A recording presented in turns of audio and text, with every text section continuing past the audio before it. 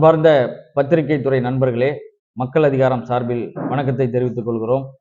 வருகிற ஜனவரி 7ஆம் தேதி நாளைய மறுநாள் ஞாயிற்றுக்கிழமை மாலை 4 மணிக்கு திருச்சி புத்தூர் நால் ரோடு பகுதியில் நாங்கள் மாபெரும் ஒரு மாநாட்டை நடத்த இருக்கிறோம். அந்த மாநாட்டிற்கு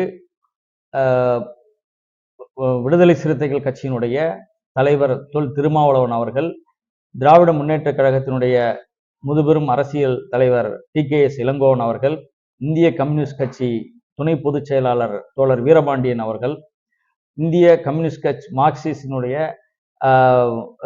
தோழர் மதுக்கூர் ராமலிங்கம் அவர்கள், மனிதநேய மக்கள் கட்சியினுடைய தலைவர் பேராசிரியர் ஜவஹருல்லா அவர்கள், திராவிட கழகத்தைச் சேர்ந்த தோழர் மதிவதனி அவர்கள், வழக்கறிஞர் வாஞ்சிநாதன், புதிய ஜனநாயக தொழிலாளர் முன்னணியைச் சேர்ந்த தோழர் லோகநாதன் மற்றும் எமது அமைப்பினுடைய மக்கள் அதிகார அமைப்பினுடைய மாநில பொருளாளர் தோழர் காளியப்பன் அவர்கள் தலைமையில் மகவினுடைய புரட்சிகர கலை நிகழ்ச்சி தோழர் கோவனுடைய பங்கேற்பிலும் இந்த மாநாடை நாங்கள் நடத்த இருக்கிறோம்.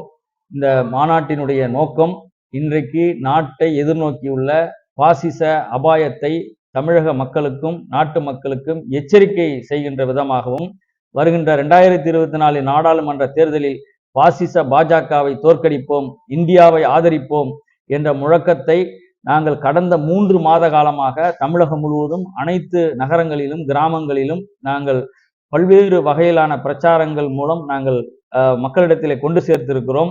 இந்த பிரச்சாரத்தின் வழியாக பிஜேபியை சார்ந்தவர்கள் எமது தோழர்களுக்கு நேரடியாக போன் செய்து கழுத்தை அறுத்து விடுவேன், சுவரெழுத்தை நீங்கள் அளிக்காவிட்டால் நீங்கள் நடமாட முடியாது என கொலை மிரட்டல் விடுத்ததிலிருந்து போலீஸையே அருகில் வைத்துக்கொண்டு எழுதிய சுவரெழுத்தை நீங்கள் அளித்தாக வேண்டும், நீங்கள் திருப்பத்தூர் வாணியம்பாடியெல்லாம் நீங்க இங்கெல்லாம் செய்யாதீங்க, பரமக்குடி ராமநாதபுரத்துல இங்க செய்யாதீங்க அப்படின்னு காவல்துறையே சொல்லுகின்ற நிலைமைக்கு பிஜேபி பிரச்சனை பண்ணுவாங்கன்னாலே நம்மளுடைய கருத்து சுதந்திரத்தை கருத்துரிமையை தமிழகத்திலேயே மறுக்கக்கூடிய ஒரு அபாயத்தை நீங்க வட மாநிலங்கள்லாம் நீங்க ஒப்பிட்டு பாருங்கள்.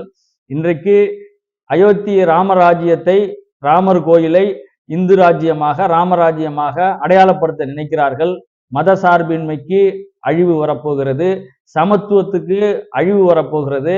இன்றைக்கு அனைத்து பெரும்பான்மை மக்களான விவசாயிகள், தொழிலாளர்கள், இவர்கள் சிறு வணிகர்கள், இவர்களுடைய வாழ்க்கையிலே எந்த உரிமைகளும் எந்த அவர்களுடைய நலன்களும் பெரும்பான்மை என்ற பெயரால் காப்பாற்றப்படுவதில்லை. ஆனால் மத ரீதியாக பெரும்பான்மை இந்து என இவர்களை பிளவுபடுத்தி இஸ்லாமிய சிறுபான்மையின மக்களை எதிரியாக காண்பித்து வாக்கு வங்கி அரசியல் மூலம் அதிகாரத்தை கைப்பற்ற நினைக்கிறார்கள். சமீபத்திலே நாடாளுமன்றத்திலே 153 எம்பிக்களை இதுவரைக்கும் பாராளுமன்ற வரலாற்றிலே அப்படி ஒன்று நிகழ்ந்தது கிடையாது. 153 எம்பிக்களை சஸ்பெண்ட் செய்துவிட்டு 3 குற்றவியல் சட்டங்களையும் தேர்தல் ஆணைய திருத்த மசோதாவையும் நிறைவேற்றியிருக்கிறார்கள். இதன் மூலம் தேர்தல் ஆணையரை பிரதமரே யாரை வேணாலும் நியமித்துக் கொள்ளலாம் அப்படின்ற ஒரு நிலையை ஏற்படுத்தி இருக்கிறார்கள். தேர்தல் நேரத்தில் பார்த்தீங்கன்னா, தேர்தல் அமுலாயிடுச்சுன்னா தேர்தல் ஆணையம் தான் மொத்த அதிகாரம். அந்த கமிஷனர், உள்ளூர் கமிஷனர், நகராட்சி கமிஷனர்லேருந்து சீஃப் செக்ரட்டரி வரைக்கும் தேர்தல் அதிகாரிகளாக மாறிவிடுவார்கள். இப்ப எப்படி வேணாலும் அவர்கள் செய்யலாம் என்ற ஒரு நிலைமையில ஜனநாயகம் காப்பாற்றப்படுமா? இன்றைக்கு ஓட்டிங் மிஷின் மேல அதிருப்தி தெரிவித்திருக்கிறார்கள், அவநம்பிக்கை. ஓட்டிங் மிஷினை வச்சு யாரை வேணாலும் அவர்கள் வெற்றி பெற வைக்க முடியும், 1% ஏத்தினா போதும், விரும்பிய வேட்பாளர்களை ஜெயிக்க வச்சிட முடியும் அப்படிங்கிற ஒரு நிலைமையில இன்றைக்கு அந்த ஒரு அபாயத்தையும் எதிர்நோக்கி இருக்கிறோம். அதனால ஜனநாயகம் காப்பாற்றப்படணும்னா மக்களுடைய இந்த அரசியல் உணர்வுகள் சரியான வகையில பிரதிபலிக்கணும்னா நியாயமா தேர்தல் நடக்கணும், வெளிப்படையா நடக்கணும், மக்களுடைய அந்த அரசியல் உணர்வுகள் முழுமையா வெளிப்படுத்தப்படணும். அப்ப பிஜேபி எப்படியாவது அனைத்து வழிகளிலும் மீண்டும் அதிகாரத்தை கைப்பற்ற ஏவிஎம் மிஷின், தேர்தல் ஆணையம், அமலாக்கத்துறை, வருமான வரித்துறை, சாதிய சங்கங்கள், மதவெறி கலவரங்கள், இன மோதல்கள் அனைத்தையும் ஏற்படுத்துகிறது. அப்ப இதற்கு எதிராக நாட்டு மக்கள் எச்சரிக்கையோட வருகிற நாடாளுமன்ற தேர்தலில் பிஜேபியை முழுமையா அதிகாரத்திலிருந்து தூக்கி எறியக்கூடிய ஒரு போராட்டத்தை இது போராட்டம், தேர்தல் மட்டும் கிடையாது, இது ஒரு போராட்டம் என்பதை வலியுறுத்துறதுக்காக தான் இந்த மாநாடு நடத்துறோம்.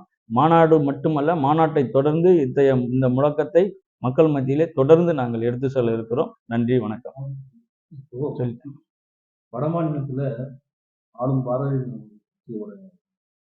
செயல் அதிகமா இருக்கு. இப்போ உங்களுடைய மாநாட்டுக்கு தேசிய தலைவர்கள் வரணும். இந்த மாநாடு வருகின்ற பாராளுமன்றத்திற்கு திருப்புமுனை ஏற்படுத்தும். அதாவது தமிழகத்துல அவங்க தமிழ்நாட்டை கண்டு தானே பயப்படுறாங்க.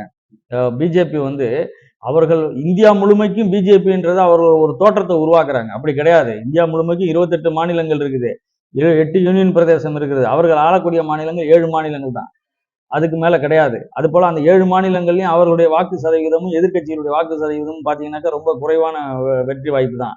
அதனால பிரதமர் மோடி வந்து ஏதோ பெரிய ஹாலிவுட் கதாநாயகர் போல இவர்கள் போட்டோ ஷூட் போட்டு அவர்கள ரசிகர் மனப்பான்மை, இந்துத்துவ உணர்வு, இப்படி ஆன்மீகத்தை வச்சு மக்களை அந்த வெற்றி பெற்றலாம் நினைக்கிறாங்க. ஆனா அப்படி வந்து அது வெற்றி பெற முடியாது. அதுக்கு எதிராக அதிகரித்து வரும் வேலையின்மை பிரச்சனை, அதிகரிக்கக்கூடிய விலைவாசி உயர்வு, இதெல்லாம் வந்து அவர்களுக்கு மிகப்பெரிய சவாலா இருக்கும். அதனால வந்து வட மாநிலங்கள் அவர்கள் வந்து அந்த ஒரு 4, 5, 6, 7 மாநிலங்களுடைய விஷயத்தை வைத்துக்கொண்டு அவர்கள் நாடு முழுவதும் அதை பார்க்குறாங்க. பட் தென் மாநிலங்கள் முழுக்க அவர்களுக்கு எதிராக தான் இருக்குது. பட் இந்த தேர்தலில் இந்த இந்தியா கூட்டணி வந்து இந்த பிரச்சாரத்தை அவர்கள் முழுமையா எடுத்துட்டு போவாங்க. கண்டிப்பா இது பிஜேபிக்கு சவாலாக அமையும். மீண்டும் அதிகாரத்துக்கு வரவிடாம தடுக்கணுங்கிற அந்த எச்சரிக்கை அவர்கள் வந்து மீண்டும் ஜெயிப்பாங்களா மாட்டாங்க அது அவர்கள் பிரச்சனை. ஆனா அவர்கள் வரவிடாம தடுக்கணும் என்ற ஒரு பொறுப்பு அனைத்து மக்களுக்கும், தேர்தலில் பங்கு பெறக்கூடிய, தேர்தலில் நிற்கக்கூடிய, தேர்தலுக்கு வெளியிலே இருக்கக்கூடிய புரட்சிகர அமைப்புகள், ஜனநாயக இயக்கங்கள், அறிவுத்துறையினர் எல்லாருமே வந்து இப்ப பேசுற பிஜேபி வரக்கூடாதுன்னு பேசுறவங்க கட்சி மட்டும் பேசல, எல்லா மக்களும் பேசுறாங்க. போராடக்கூடிய வர்க்க பிரிவினர் எல்லாம் பேசுறாங்க. இப்ப எஸ்கேஎம் எல்லாம் தொடர்ந்து பிஜேபிக்கு எதிராக போராட்டம் நடத்துறாங்களே. அப்ப வந்து அவர்களுக்கு எதிராக இருக்கக்கூடிய இந்தியா கூட்டணி கட்சிகள் மட்டும் பிஜேபி தோக்கடிக்கணும்னு பேசல. ஜெனரல் பப்ளிக் பேசுறாங்க, அறிவுத்துறையினர் பேசுறாங்க, ஜனநாயக இயக்கங்கள் பேசுறாங்க. ஏன் இந்த பிஜேபி மீண்டும் தொடர்ந்துச்சுன்னா மிகப்பெரிய பேரழிவு ஏற்படும், பெரு அபாயம் ஏற்படும். இந்தியாவுடைய மத சார்பின்மைக்கு, இந்தியாவுடைய சமத்துவ சமூக நீதிக்கு குழி தோண்டி புதைக்கப்படும். இது வந்து மீண்டும் சாதி மத கலவரங்கள், இனக்கலவரங்கள்ல தான் மக்கள் ரத்தாறு ஓடக்கூடிய ஒரு சூழல் தான் வந்து ஏற்படும். அதெல்லாம் கூடாது அப்படிங்கிறது தான் இன்றைக்கு பொதுமக்கள் விரும்புறாங்க. அதை வந்து அரசியல் உருவாக்கமா கொண்டு போவதற்கு இந்த மாநாடும், இந்த மாநாட்டை தொடர்ந்த பிரச்சாரமும் பெரிதளவில் பங்களிப்பு செய்யும் என நாங்கள் கருதுகிறோம். இந்த ஒரு மாநாடு தாக்கத்தை ஏற்படுத்துமான்னு கேட்குறீங்க. இந்த மாநாடு ஒரு தாக்கத்தை ஏற்படுத்தணுங்கிறதுக்காக தான் எல்லா அரசியல் கட்சிகளை இந்தியா கூட்டணியில் பங்கு வருகிற எல்லா தலைவர்களும் நாங்கள் கொண்டிருக்கோம். அது மட்டுமல்லாமல் வந்து ஒரு மூத்த மார்க்சியல் எண்ணிய சித்தாந்தவாதி, மாவோயிஸ்ட் அமைப்பினுடைய மிக பெரும் முக்கிய தலைவராக இருந்த கோபால் காந்தி இந்த மாநாட்டுக்கு வர்றார். கடந்த 40 வருஷத்துக்கு மேல தேர்தலை புறக்கணிப்புங்கிற நிலையில தான் நாங்கள் இருந்தோம். அதை விட்டுட்டு இன்னைக்கு இந்த அபாயத்தை வந்து நாடு முழுவதும் கொண்டு செல்வதற்காக தான் இந்த மாநாட்டை நாங்கள் ஏற்படுத்தக்கூடாது. இது ஒரு மாநாடு மட்டுமே தாக்கத்தை ஏற்படுத்தும் சொல்ல முடியாது. இதே போல எல்லா இடங்களிலும் ஜனநாயக சக்திகள் இந்த RSS பாஜக என்கிற இந்த சனாதன கும்பலை ஒட்டுமொத்தமாக வந்து அரசியல் அரங்கிலிருந்து அப்புறப்படுத்த வேண்டும் என்று நினைக்கின்ற அத்தனை பேரும் இதே போல நாடு முழுவதும் இத்தகைய பிரச்சாரங்களை கொண்டு செல்ல வேண்டும். இந்த 2024 தேர்தலில் பிஜேபி சாதாரணமாக தோற்கடிப்பது என்பது ஒட்டுமொத்தமாக அவருடைய அடையாளங்களையே இல்லாத அளவுக்கு அவர்களுக்கு மிகப்பெரிய தோல்வியை உண்டாக்க வேண்டும் என்கிற நோக்கத்தோடு தான் இந்த மாநாட்டை போகணும். மாநாடு என்பது தேர்தல் முடிகிற வரலையும் இந்த பிஜேபிக்கு எதிரான பிரச்சாரத்தை நாங்கள் எடுத்துச் சொல்லுவோம். அதற்கு மாற்றாக இந்தியா கூட்டணியை ஆதரிக்க வேண்டும் என்கிற கடமையை மக்கள் விட்டு உணர்த்துவோம். அதுதான் இந்த மாநாட்டின் ஜனவரி 26 ஜனநாயக மாநாடு தேசிய தலைவர்களாம் பங்கேற்கிறாங்க. ஜனநாயக சக்திகளுக்கு ஆதரவு விடுதலை சிறுத்தைகள் நடத்தக்கூடிய மாநாட்டு வருவோமே, கண்டிப்பா எல்லாரும் கலந்து ஆதரிக்கணும். நன்றி.